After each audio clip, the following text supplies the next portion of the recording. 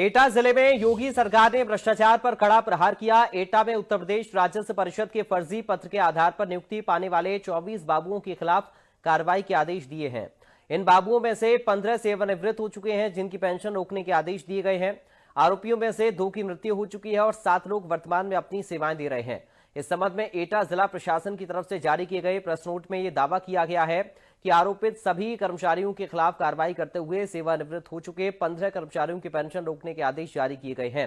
साथ ही एटा में तैनात 4 कर्मचारियों को बर्खास्त कर दिया गया है। इन सभी कर्मचारियों से अब तक लिए गए वेतन की रिकवरी की भी बात जिला प्रशासन कर रहा है, लेकिन इंडिया न्यूज की रियलिटी टेस्ट में जिला प्रशासन के दावे खोखले साबित होते हुए नजर आ रहे हैं। देखिए संवाददाता अतुल यादव की रिपोर्ट। एटा में कथित राजस्व परिषद के पत्र के सहारे नियुक्ति पाने वाले 24 बाबुओं को आज बर्खास्त कर दिया गया है। इस संबंध में एटा जिला प्रशासन ने विधिवत प्रेस नोट जारी करके यह बताया है कि जो बाबू वर्तमान में तैनात हैं उनको बर्खास्त किया गया है। जो सेवानिवृत्त हो चुके हैं उनकी पेंशन रोकने के आदेश दिए गए हैं और सेवा के दौरान उन्होंने जो सहायता ली थी, जो सरकार की तरफ से उनको लाभ मिले थे, उन सब की रिकवरी करने के भी आदेश दिए गए हैं। हम इस समय एटा कलेक्ट्रेट में मौजूद हैं। क्योंकि अभी यहाँ पर डीएम साहब नहीं हैं, हम उनसे बात करने का प्रयास करेंगे। उनसे संपर्क किया है, अगर वो बात करने के लिए तैयार हो जाते हैं तो जानते हैं कि जो जांच 1999 में शुरू हुई थी उसको पूरा होते होते 2024 कैसे इतना जो लंबा गैप है वो लग गया। क्या जो वर्तमान में तैनात बाबू हैं इनकी हनक इतनी थी जिनके आगे जिला प्रशासन इतने साल तक बौना बना रहा। 1995 में जब संविदा पर काम करने वाले कर्मचारियों को नियमित करने का प्रस्ताव शासन ने पारित किया, तब इन 24 आरोपी कर्मचारियों ने उत्तर प्रदेश राजस्व परिषद के फर्जी पत्र को एटा के तत्कालीन डीएम मेजर आरके सिंह के सामने प्रस्तुत करवा दिया, जिसके आधार पर तत्कालीन डीएम ने पत्र की सत्यता जांचे बिना सभी कर्मचारियों को नियमित कर दिया। इसके 4 साल बाद तत्कालीन जिलाधिकारी को एक शिकायत पत्र मिला, जिसमें इन 24 कर्मचारियों की नियुक्ति को फर्जी बताते हुए आरोपियों पर कार्रवाई की मांग की गई। देखिए हमारे संवाददाता अतुल यादव की ये रिपोर्ट। यह बात वर्ष 1995 की है, जब एटा के तत्कालीन डीएम रहे मेजर आरके सिंह को राजस्व परिषद लखनऊ से एक पत्र आता है। इस पत्र में एटा डीएम को इसलिए निर्देशित किया गया था कि यहां पर वर्ष 1993 से 95 के बीच नौकरी के लिए आवेदन करने वाले कुल 24 बाबुओं को नियुक्ति पत्र दे दिया जाए। एटा डीएम इस पत्र की बिना सत्यता को जांचे हुए इन 24 बाबुओं को नियुक्ति दे देते हैं।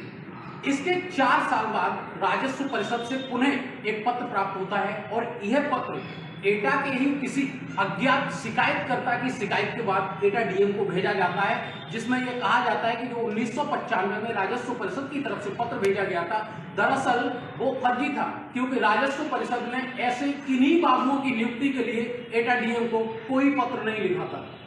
जिसके बाद में मामले की जांच शुरू होती है, लेकिन इसको सरकार की जो सरकारी तंत्र है उसकी लापरवाही कहें या फिर जो बाबू उस समय तैनात रहे थे या अब तक कुछ बाबू तैनात भी हैं, उनकी जो हनक है उसको देखें। इस पूरी जांच को 1999 से पूरा होते होते 2024 आ गई। 2024 में इन बाबुओं के खिलाफ जो जांच कर रहे थे उनको यह पता चला कि दरअसल जो इन बाबू नौकरी पाए थे ये फर्जी दस्तावेजों के सहारे भ्रष्टाचार के तहत पाए थे।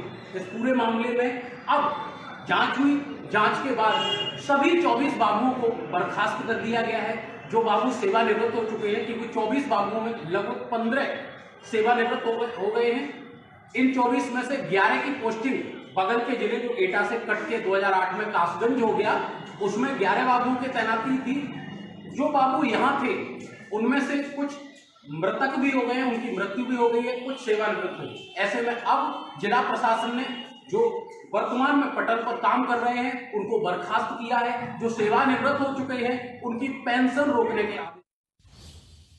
इस मामले पर जब जिला प्रशासन से आरोपियों के खिलाफ कोई कार्रवाई होती नजर नहीं आई, तब शिकायतकर्ता ने शासन का रुख किया, जिसके बाद वर्ष 2000 में उत्तर प्रदेश शासन ने एसआईटी का गठन किया। लेकिन एटा के कोषाधिकारी से जब जानकारी मांगी तो ऑफ कैमरा वरिष्ठ कोषाधिकारी ने बताया कि उन्हें अब तक पेंशन रोकने संबंधी कोई आदेश प्राप्त नहीं हुए हैं।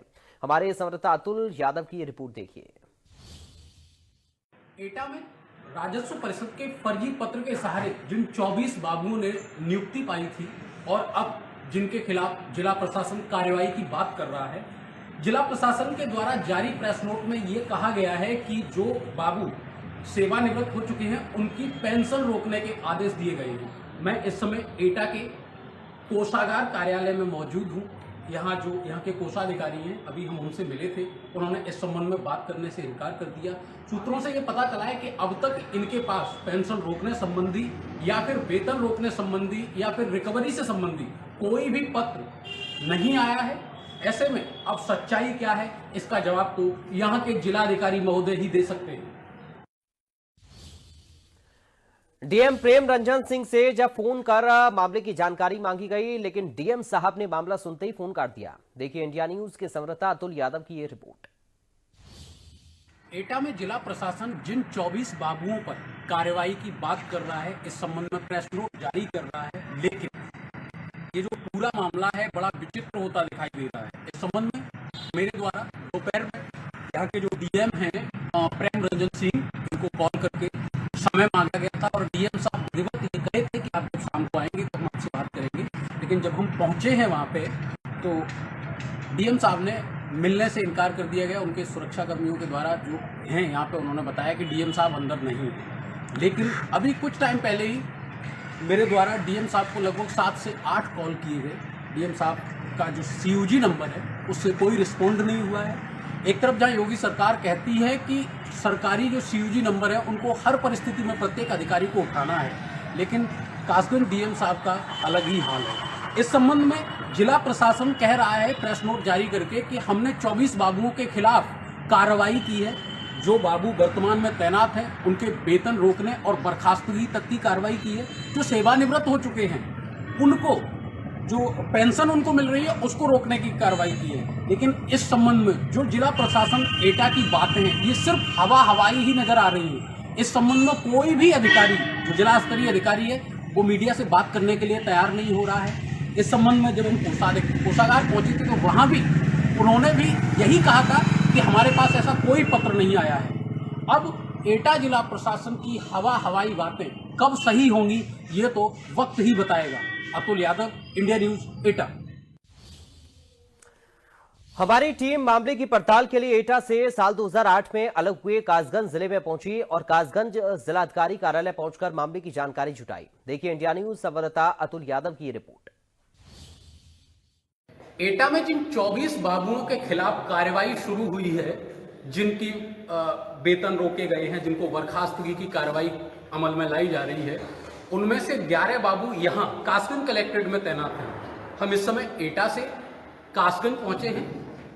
मेरे पीछे जिलाधिकारी कासगंज का ये दफ्तर है। अभी उनसे जानकारी करने पर पता चला है कि वो क्षेत्र में है। जो यहाँ 11 बाबू हैं उनमें से 7 लोग सेवानिवृत्त हो चुके हैं। 3 की तैनाती वर्तमान में कलेक्ट्रेट कासगंज में ही है। 1 बाबू की मृत्यु हो चुकी है। ऐसे में यहाँ पे हम जानते हैं कि इन बाबुओं के खिलाफ क्या कार्रवाई प्रस्तावित हो रही है। एटा में जिन 24 बाबुओं के खिलाफ फर्जी शैक्षिक प्रमाण पत्र, फाइल गायब करने और अन्य धांधली के आरोप लगे हैं, उनमें से 11 बाबुओं की तैनाती कासगंज रही है। जहां मैं खड़ा हूं ये कासगंज कलेक्ट्रेट है। जानकारी और सूत्रों से ये पता चला है कि जो 11 बाबू थे उनमें से 7 लोग सेवानिवृत्त हो चुके हैं, 1 की मृत्यु हो गई है और वर्तमान में 3 बाबू यहाँ तैनात हैं जो विभिन्न पटलों पर अपनी सेवाएं दे रहे हैं। इस पूरे मामले में जब हमने यहाँ जानकारी की, अभी जब हम यहाँ कलेक्ट्रेट पहुँचे हैं तो यहाँ डीएम या एडीएम कोई नहीं है। एडीएम से जब हमने फ़ोन किया तो उन्होंने खुद को अलीगढ़ में होना बताया। इस मामले में जब स्थानीय स्तर से हमने यहाँ जानकारी जुटाई है तो पता ये चला है कि कल यानी 27 तारीख को डीएम, जो कासगंज की डीएम है मेधा रूपम, उन्होंने एडीएम की अध्यक्षता में एक 4 सदस्यीय टीम का गठन किया है। इस टीम में एसडीएम न्यायिक, वरिष्ठ कोषाधिकारी और डीजीसी सिविल को सम्मिलित किया गया है। इसकी अध्यक्षता की जो कमान है वो कासगंज के एडीएम राकेश पटेल को सौंपी गई है। इस पूरे मामले में डीएम के द्वारा एडीएम और इस टीम को ये निर्देश दिया गया है कि वो अपनी जांच रिपोर्ट 1 सप्ताह के अंदर डीएम के सामने प्रस्तुत करेंगे। वो रिपोर्ट कासगंज की डीएम एसआईटी को भेजेंगी और जो कार्यवाही विधि सम्मत एटा से चल रही है, फिलहाल उसी के स्तर पे इनके ऊपर कार्रवाई प्रस्तावित है। अब देखना यह है कि इन लोगों के ऊपर कब तक कार्रवाई हो पाती है, क्योंकि यहाँ एक बड़ा चौंकाने वाला सब्जेक्ट निकल के आया। एटा डीएम के यहाँ से कासगंज डीएम को 16 अक्टूबर को पत्र भेजा जाता है। 16 अक्टूबर से कासगंज पत्र आते आते, कासगंज से एटा की जो दूरी है वो 30 किलोमीटर की है, लेकिन कासगंज पत्र आते आते 1 महीने से अधिक का समय लग गया। कासगंज में वो पत्र रिसीविंग का दिनांक सूत्र बताते हैं कि 27 तारीख को आया है।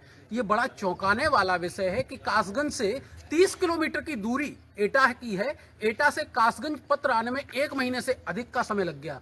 अब ऐसे में सबसे बड़ा सवाल जो सबके सामने खड़ा है वो ये है कि जो पत्र 30 किलोमीटर की दूरी तय करने में 1 महीने से अधिक का वक्त लगा लेता है, ऐसे में क्या न्यायिक, विधिक और सर्वसम्मत कार्यवाही हो पाएगी? एटा से अतुल यादव, इंडिया न्यूज।